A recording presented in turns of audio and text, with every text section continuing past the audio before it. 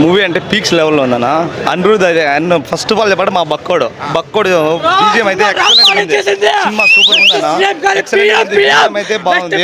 కానీ ఈ మూవీతో ఎండ్ కాదు, నెక్స్ట్ డే కూడా ఉంటుంది. The end the begin last లో ఉంది. సినిమా అయితే సూపర్ ఉంది. అంటే భగవద్గీత కూడా చెప్పారు కదా, అంటే మధ్య మధ్యలో లిటిల్ బిట్ ఆఫ్ చిన్న చిన్నవి వస్తాయి అంతేనా, ఆ రెఫరెన్స్ అంతే. మూవీ అయితే స్టోరీ అయితే వేరే కంటెంట్ లెవెల్లో ఉంది. సూపర్గా ఉంది సినిమా అయితే. బ్లాక్ బస్టర్ అన్న సినిమా అయితే.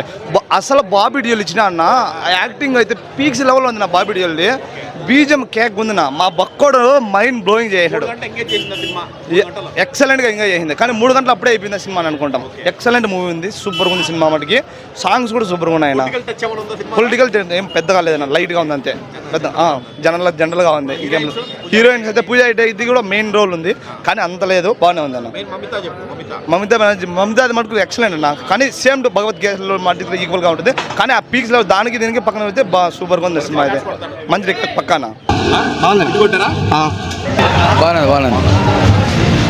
Super bro, super. Highlight mass elevens and ఇది అనిరుద్ మ్యూజిక్ హెవీ. కొంచెము చాలా బాగా చేసింది, కొంచెం ఏమంటే భగవంత్ కేసరి లాగా మనకు అనిపిస్తుంది. ఆ సీన్స్ కొన్ని ఉన్నాయి దాంట్లో, బట్ కానీ మూవీ మాత్రం సూపర్ బ్రో, బాగుంది. ఒక ట్రూ తలపతి ఫ్యాన్గా చెప్తున్నా, సినిమా అయితే ఓకే.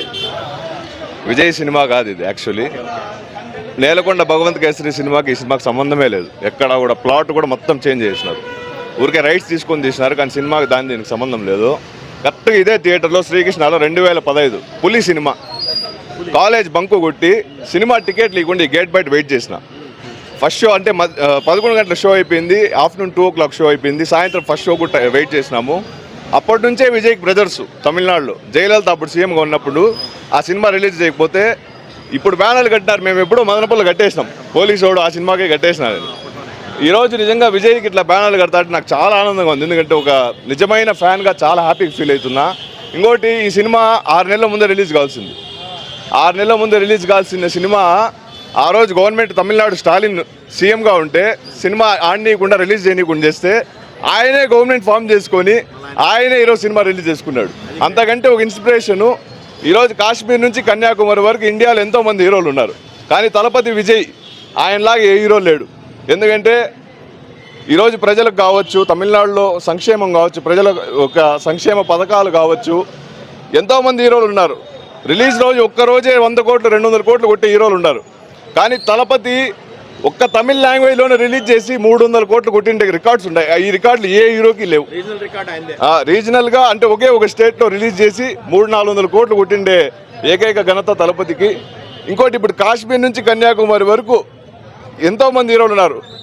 వాళ్ళ స్టేట్లో ఒక పార్టీ పెట్టి కనీసం 15 సీట్లు గెలుచుకోమని చెప్పి ఈరోజు 108 సీట్లు గెలుచుకున్నాడంటే తమిళనాడు ప్రజలు గత 68 సినిమాల నుంచి ఆయన చేసినటువంటి ఒక్క సినిమాలు చేసుకుంటూ మరో పక్క వచ్చి ప్రజలందరికీ కూడా అప్పట్లోనే యాక్టర్గా ఉన్నప్పుడు ఎంతో సేవా కార్యక్రమాలు చేశాడు.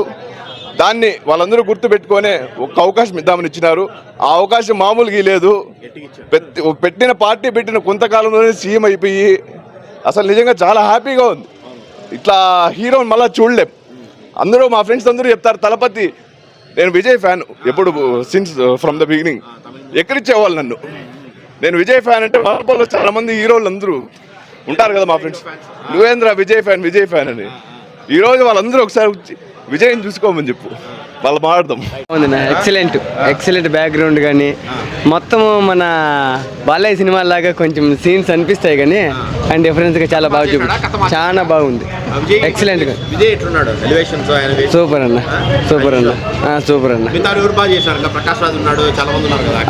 మన ప్రకాష్ రాజ్ మనం చెప్పనవసరం లేదు.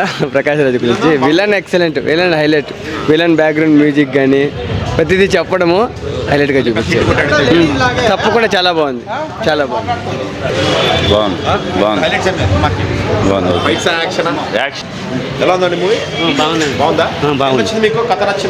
అంతా నచ్చింది. ఫైట్లో స్టోరీ పాటలు 3 గంటల సినిమా బోరేం అనిపించలేదా? బోరేం లేదు. సినిమా ఏం నచ్చిందన్న మెయిన్? సూపర్.